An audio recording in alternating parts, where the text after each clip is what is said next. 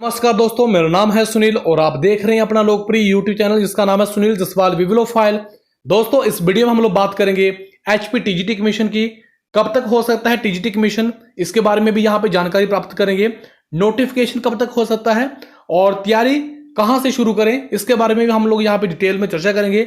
लेकिन सबसे पहले बात करते हैं एचपी टीजीटी कमीशन जो कि 2020 में हुआ था, उससे क्या रिजल्ट सामने आए हैं, इसका क्या परिणाम रहा है, इसके बारे में जानने की कोशिश करेंगे। दोस्तों, सबसे पहले बात करते हैं उन एस्पिरेंट्स की जिन्होंने पूरी उम्मीद लगाई थी कि उनका टीजीटी कमीशन पास हो जाएगा, लेकिन उनका टीजीटी कमीशन पास नहीं हुआ।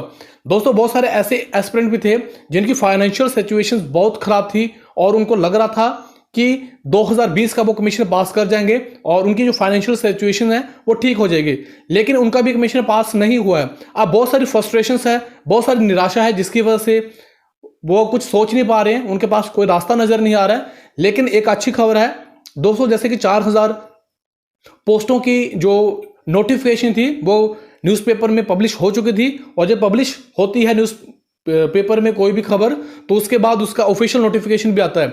लेकिन ये जो ऑफिशियल नोटिफिकेशन है ये कब तक आएगा दोस्तों, यहां पे सबसे पहले बात करते हैं जो अभी 2020 का कमीशन चल रहा है, जिसका डॉक्यूमेंट वेरिफिकेशन होगा अगस्त मंथ तक वो चलेगा। इसका एक मंथ के बाद आपका जो रिजल्ट होगा वो आने की संभावना बन जाएंगी।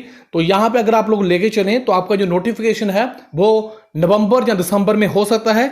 दोस्तों, नवंबर या दिसंबर में हो सकता है नोटिफिकेशन, लेकिन इसका पेपर कब होगा ये भी एक बहुत इंटरेस्टिंग फैक्ट जो अब हमारे सामने आ सकता है। दोस्तों, इसका जो पेपर होगा वो मार्च या अप्रैल में होगा, क्योंकि इसके बाद भी प्रोसेस होगा और यहाँ पे भर्ती करवाने के लिए जो टीजीटी कमीशन है इसको करवाने के लिए भी थोड़ा प्रोसेस होता है। तो उसे अगर आप लोग ध्यान से देखें तो वो आपका मार्च या अप्रैल में निकल के आ रहा है।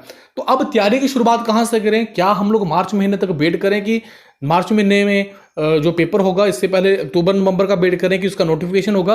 दोस्तों, आपने किसी भी प्रकार का कोई भी वेट नहीं करना है, आपने अपनी तैयारी को जारी रखना है। दोस्तों, आपके साथ पास्ट में जो हुआ है उससे आप लोगों ने सीख लेनी है। अगर आपका कमीशन नहीं गया तो आपने निराश नहीं होना है। थोड़े दिनों तक आप लोग सोच सकते हैं कि आपने कहाँ पे गलती की है, कहाँ पे आपका एफर्ट कम रहा। उन सभी चीज़ों को आप लोगों ने एक कॉपी पे लिख लेना है और कोशिश करनी है कि उनको दोबारा रिपीट नहीं करना है। और पुराना जो आपका कमीशन हुआ है जिसमें कि आप लोगों की परफॉर्मेंस अच्छे से नहीं गई है, आप कोशिश करनी है कि इस बार का जो कमीशन हो उसमें आपकी परफॉर्मेंस अच्छे से हो। लेकिन दोस्तों, आपको रेगुलर बेसिस पे पढ़ना पड़ेगा, अपने आप को अपडेट रखना पड़ेगा। जब तक आप अपने आप को अपडेट नहीं रखेंगे, जब तक आप सेल्फ डेवलपमेंट के बारे में नहीं सोचेंगे, आपका कमीशन पास नहीं होगा। आपने अपने माइंडसेट को भी पॉजिटिव रखना है और अपने जो एफर्ट है उनको सही डायरेक्शन में लेके चलना है। तो आपका जो नोटिफिकेशन होगा वो नवंबर दिसंबर में हो सकता है और जो आपका पेपर है वो मार्च अप्रैल में हो सकता है। अब देखते हैं कि इसमें ऑफिशियल नोटिफिकेशन कब तक आता है और किस तरह से कमीशन जो वो होगा। तो दोस्तों, यहाँ पे आप लोगों ने देख लिया है और तैयारी की जो शुरुआत आप लोगों ने करनी है वो फिर से स्टार्ट कर सकते हैं आप लोग। जैसे आप लोग एनसीईआरटी की किताबें 6 क्लास से लेके +2 क्लास तक पढ़ सकते हैं, जिसमें कि आपकी हिस्ट्री, पॉलिटिकल साइंस, ज्योग्राफी और इकोनॉमिक्स, इन किताबों को आप लोग अच्छे तरीके से पढ़ लें।